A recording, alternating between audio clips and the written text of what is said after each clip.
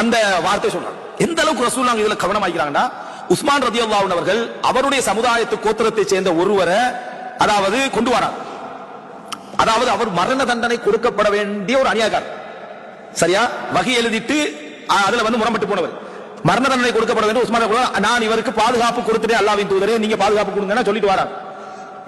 ரசூலுல்லாஹி ஸல்லல்லாஹு அலைஹி வஸல்லம் இவருக்கு பாதுகாப்பு கொடுக்க விருப்பமே இல்லை. அவ்வளவு அநியாயம், அவ்வளவு அநியாயம்.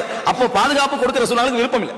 அப்ப அதனால ரசூல் ஸல்லல்லாஹு அலைஹி வஸல்லம் அவர்கள் யாராவது ஒரு நபித்தோழர் இவர் மரண தண்டனை கொடுக்கிறதுக்கான தீர்ப்பளிக்கப்பட்டவர் தானே, மரண தண்டனை கொடுக்க கூடாத என்ற எண்ணப்பாட்டில் தான் இருக்கிறாங்க.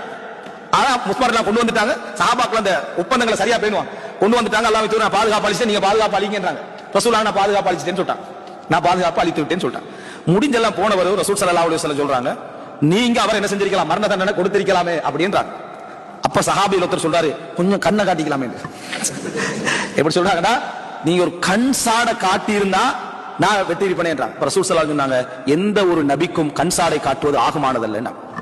கண் சாடை காட்டுவது கெட்ட பழக்கம், ஒரு துர்க்குணம், உள்ளத்துல ஒரு கேவலமான ஒரு சிந்தனை இருப்பதற்கான ஆதாரம். ஹாயினத்துல் ஐன், அரபில் என்ன சொல்றாங்க, ஹியானத்துல் ஐன், அது கண்ணுடைய துரோகம். உண்மையிலேயே கண்ணை காட்டுற நேரத்தில் ஒருத்தர் திரும்பி பார்த்தாங்களே, அவர் உங்களை கெட்டவரா தான் செய்வார் நினைப்பார். அதனால கண்சாடையை மேக்சிமமா தவிர்த்து கொண்டோம். கண்சாடைய மேக்சிமம் அது வந்து ஹாயினத்துல் ஐன் என்று கண்ணுடைய துரோகத்துக்கு சொல்லப்படுறது. அது எல்லா விஷயங்களும் அது அடக்கமா இருந்தாலும் கண் சாடை, கண் சமிட்டி காட்டுறது ஒரு நபிக்கு என்ன செய்யாது, ஆகாது என்று சொல்லி ரசூல் ஸல்லல்லாஹு அலைஹி வஸல்லம் சொல்றாங்க. இப்ப இந்த இடத்தை நீங்க நினைச்சு பாருங்க, எப்படிப்பட்ட ஒரு நடைமுறையை ரசூல் ஸல்லல்லாஹு அலைஹி வஸல்லம் அந்த இடத்துல நடந்து கொள்றாங்க அப்படின்ற பகுதி.